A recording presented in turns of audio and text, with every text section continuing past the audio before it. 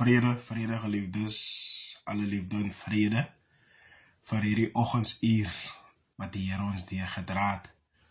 Dank die Vader vir nog 'n kans geleentheid wat ons het, om weer die lewe te kan aanskou, sy grootheid en sy krag, wat voor ons neer lê, en die berge, en die hemele wat blou is. Dit is die krag van die Here, wat ons kan aanskou, en sy genade is vanmôre vir ons so genoeg, en ek is so dankbaar vir die Here, dat ek weer diskant 'n graf te kan wees. Kinders van die Here, net 'n gedagte vanoggend. As mense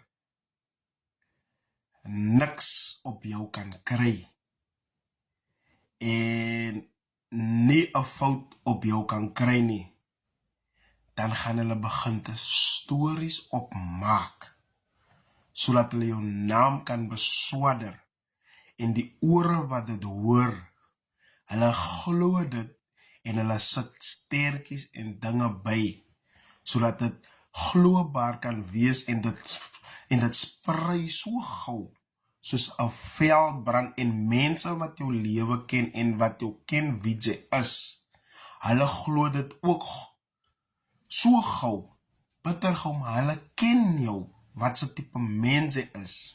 Maar die influence van die story maak dat hulle die leuns glo, en hulle bou op die leuns, en hulle pietse jou met 'n different mindset. Maar as hulle jou sien, dan gee hulle voor. Hulle lag met jou, hulle praat met jou, maar die dinge wat hulle praat van jou, daar is 'n skaamte in die gesig as hulle jou sien nie. Maar jy is bewus van dit. Hulle weet nie, jy is gevul met die Heilige Gees, en jy is bewus van hierdie dinge wat gebeur het. Nou kinders van die Here, nou dinge wat jy sê daar ver, sal die ore bereik van die persoon wat jy van praat. Jy kan hoe ver omgaan, maar dit gaan terugkom. Die Gees van die Here is getrou, hy bring die storie vir jouself terug. Onthou jy kind van die Here is, dan kan jy hoor hoe mense praat van jou. En as jy iemand sien wat van jou praat, en jy ontmoet hom, en jy praat van hom, dan maak die Gees van die Here dit aan jou bekend. Hier is hierdie persoon. Verstaan jy, sonder dat mense dit vir jou sê, dan praat die Gees van die Here met jou. Maar ek wil julle vandag bemoedig, as jy 'n storie hoor, hou op so gauw alles glo.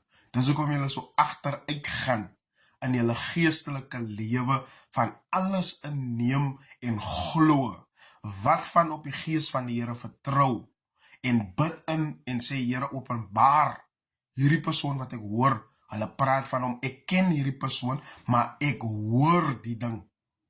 En as jy nie 'n antwoord kry nie, dan is dit jou reg om tot by daardie persoon te gaan, om self te kan luister, ek hoor 'n wind waai.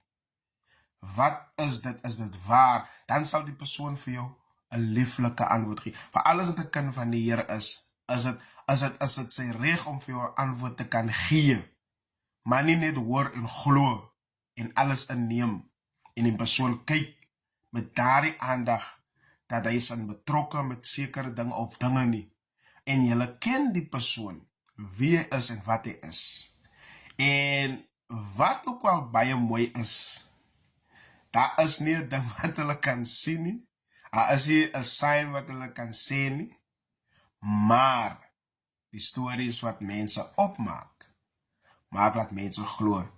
Maar dank u die Vader, en dien u die Here, met alles wat jy het, of mense praat, of mense, hulle sal altyd praat, of jy nou iets goed doen, of jou kop sop kom bys oopmaak, gaat hulle skinder van die lensie sop wat jy maak, hulle gaat skinder van die samp en bean sop wat jy maak. So hulle het altyd iets fout wat hulle soek.